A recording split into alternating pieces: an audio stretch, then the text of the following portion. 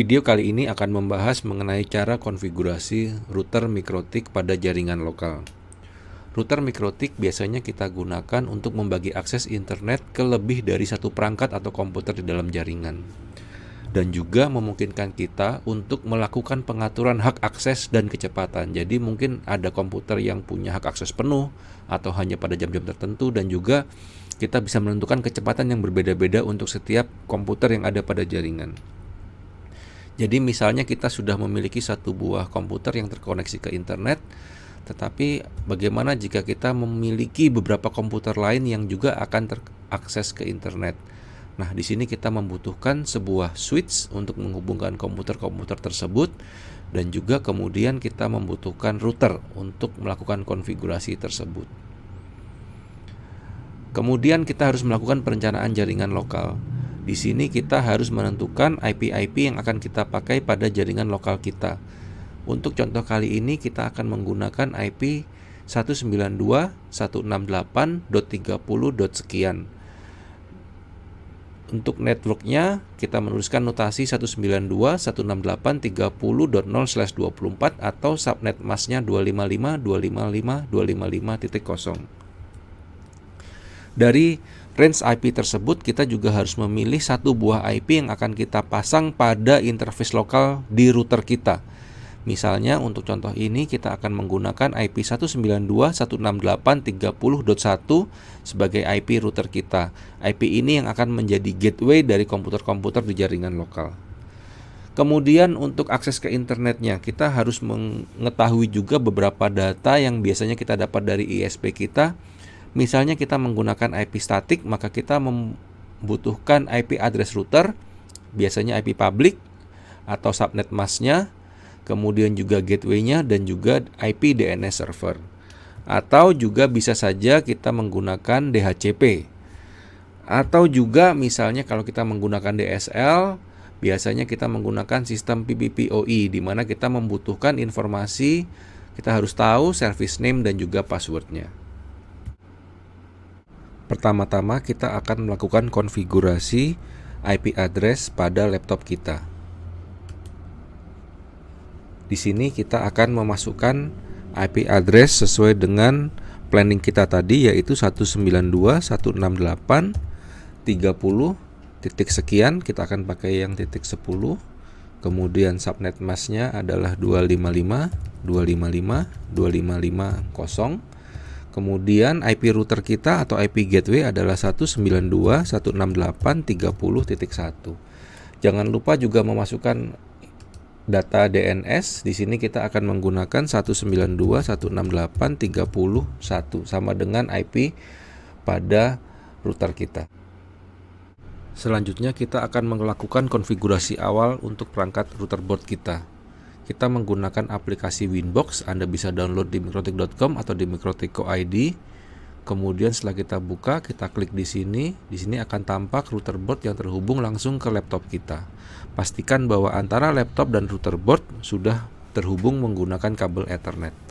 Kemudian untuk membuka, kita klik pada MAC address di sini. Kita menggunakan user admin dan tidak menggunakan password. Supaya kita menggunakan router board tanpa konfigurasi apapun terlebih dahulu, kita akan klik remove configuration. Di sini bisa kita lihat bahwa tidak ada IP address yang sudah terpasang.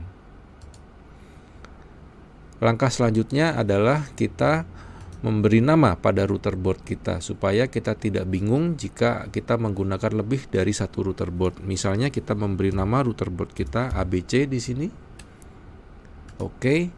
Nah, di sini juga akan tampak pada bagian atas Winbox ada tulisan nama router board kita, dan juga kalau kita melakukan konsol terminal, di sini juga akan tampak nama router board kita. Langkah selanjutnya adalah kita akan membuat user ID baru, username baru untuk router kita. Di sini kita ke sistem, user, sudah ada user admin sebagai default user dari router board kita. Kita akan membuat user baru, misalnya teknisi. Kemudian grupnya kita ubah menjadi full. Kita apply di sini. Kemudian kita akan beri password. Jangan lupa untuk memberi password. Misalnya kita beri password di sini harus sama. Oke, user teknisi sudah siap kita gunakan, dan jangan lupa kita mendisable user admin.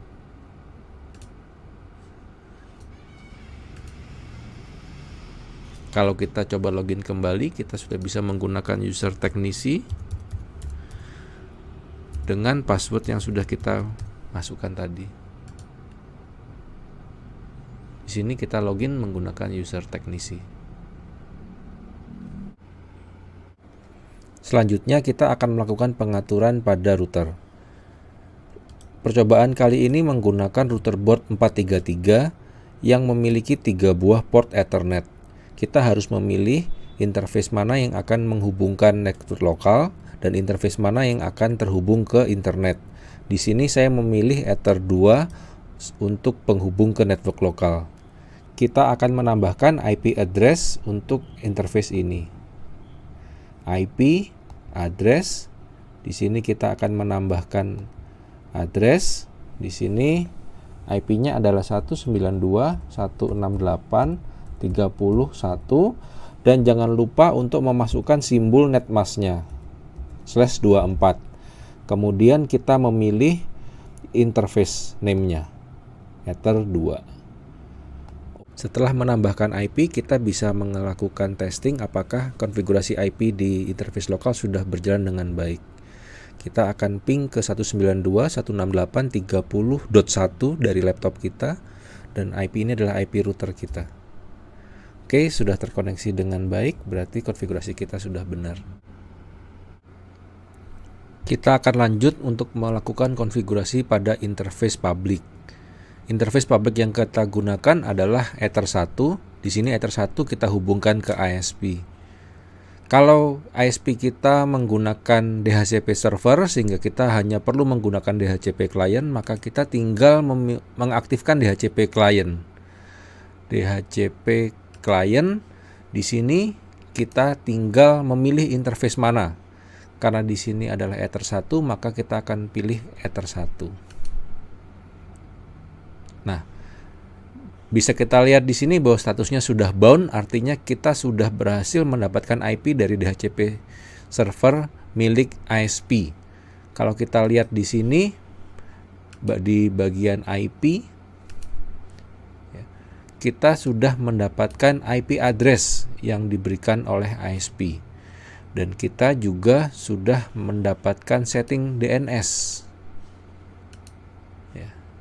Settingan ini diberikan oleh DHCP server. Kita hanya perlu mengaktifkan allow remote request supaya customer kita bisa melakukan request DNS. Berikutnya adalah dari router kita kemudian bisa cek apakah sudah terkoneksi ke internet. Misalnya kita mau lakukan ping ke google.com. Ya, sudah bisa. Nah, supaya dari laptop bisa terkoneksi juga ke internet, maka ada satu hal lagi yang perlu kita lakukan adalah mengaktifkan masquerade. Jadi di IP firewall NAT, di sini kita menambahkan satu rule baru. Chain-nya adalah source NAT. Kemudian kita pilih out interface. Karena out interface yang berhubungan dengan ISP adalah Ether 1, di sini kita pilih Ether 1. Kemudian kita ke bagian action, di sini kita pilih action masquerade. Action ini akan mengubah IP address private kita menjadi IP address public. Saat ini seharusnya laptop kita sudah bisa terkoneksi ke internet. Kalau kita coba ping ke internet,